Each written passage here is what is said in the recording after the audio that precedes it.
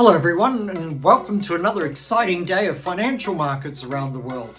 Well, as expected, the move down in yields, bond yields from the intervention by the Bank of England did not last long. I did say over the recent period that it was no change at all to the fundamental outlook, and therefore you remain a seller of bonds, expecting the yield to go higher still, particularly in the United States, but also in Europe and in the UK, despite the intervention.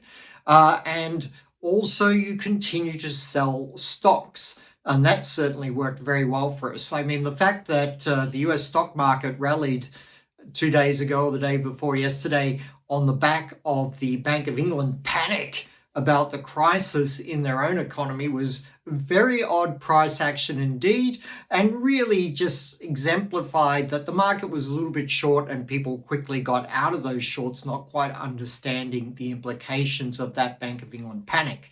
Now that that's all behind us, we're seeing stock prices continue to weaken.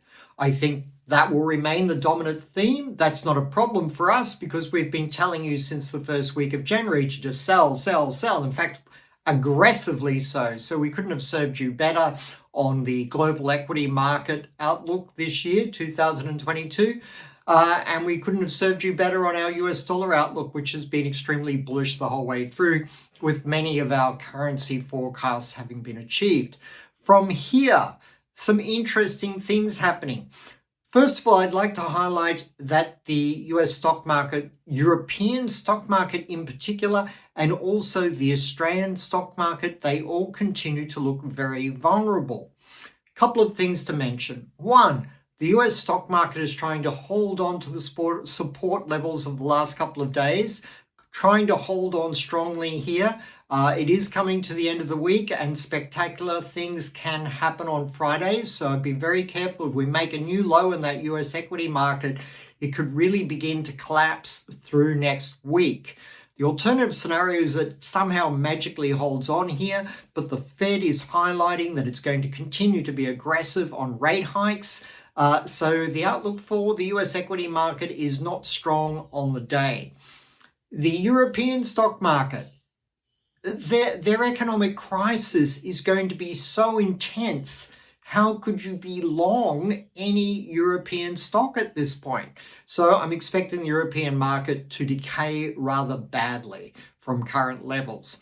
The Australian stock market, I've always liked the novel attempt by the Australian hedge fund industry to always be bullish. And yes, they've been bullish all year and buy the low, buy the dip, etc.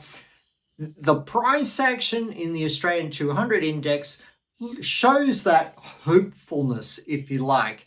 But I think that hopefulness is the Achilles heel of the Australian market because it means this market really hasn't capitulated yet. So watch the Australian market. If that US market starts to fall again, the Australian market could fall with delay, but then fall to a greater magnitude to the downside. On the currency front, a little bit interesting there. Clearly, the euro's tried to make some sort of low, but it's not going to work. I'm a seller personally of the euro here.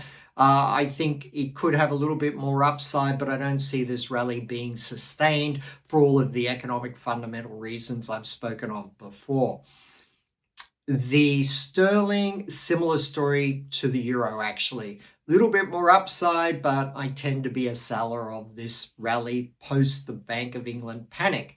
Remember, the Bank of England panicking is just a signal, another warning, as if there haven't been enough warning bells already going off over the course of the year, but yet another warning bell going off that there are real problems, energy and other problems, structural issues in the UK economy and also in Europe. So it's a European UK crisis that's going to intensify. The end of this crisis, economic crisis, is nowhere in sight. If the war in Ukraine was over tomorrow, we'd still have an economic crisis because these economies really have a lot of difficulties. We've seen German inflation hit 10%. Overnight, exceed 10%. So a lot of problems in these economies, and they will be ongoing. So seller of the euro and the pound. Now, the Australian dollar, again, like the stock market, a slightly different story. People wanting to be a little bit hopeful about the Australian dollar. I have no idea why. It's not for interest rate reasons. It's not for a strong economic environment to boost our exports. And it's not for, a wonderfully strong domestic economy either. So I'm still bearish the Australian dollar. But that's fundamentals. That's economics. From a pure price action perspective, it's clear, if you look at your hourly chart in particular, but over the last sort of 4 to 5 days, the Australian dollar has been trying to create a bottoming formation from which it could break higher. So keep a little bit of an eye there on the 50-point mark above the market. If we can get through 65.50, you have to respect momentary upside, but I still don't see the fundamental picture as being particularly wonderful. And so again, I tend to think those sorts of resistance levels, 20, 30 points above where the market is now, are going to contain for the downside. What I want to say is we've been very right. In fact, I dare to say we've been the number one forecaster this year of the US dollar, the euro, the Aussie, and the number one forecaster of the US stock market and the Australian stock market this year. So I think I'm still very confident on the bearish stock market view overall. I'm being careful, just a little bit careful, on my still bullish US dollar view overall. The US dollar has come a long way, particularly against the yen. I still like the idea of hunting a buying opportunity in the yen. But people want to test the Bank of Japan first. But after they finish testing, I think the market could correct on its own in dollar yen or in yen against other currencies. So I'm not as bearish the yen as some other people are.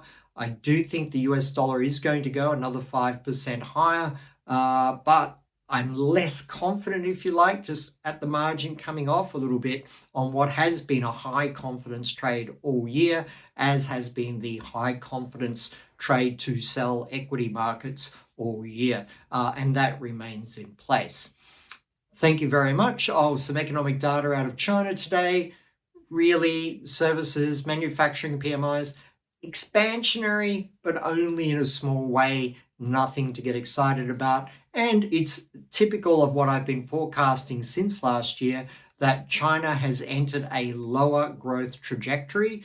It's not going to be a crisis like Europe and the United States, but it is going to be a more Western style, more modest economic growth path and performance in the years ahead. Overall, not a great outlook still for the global economy. Be careful. Make sure you play good defense at the moment, or you get a little bit aggressive about selling things short or buying the US dollar. Thanks very much. Clifford Bennett, Chief Economist, ACY Securities.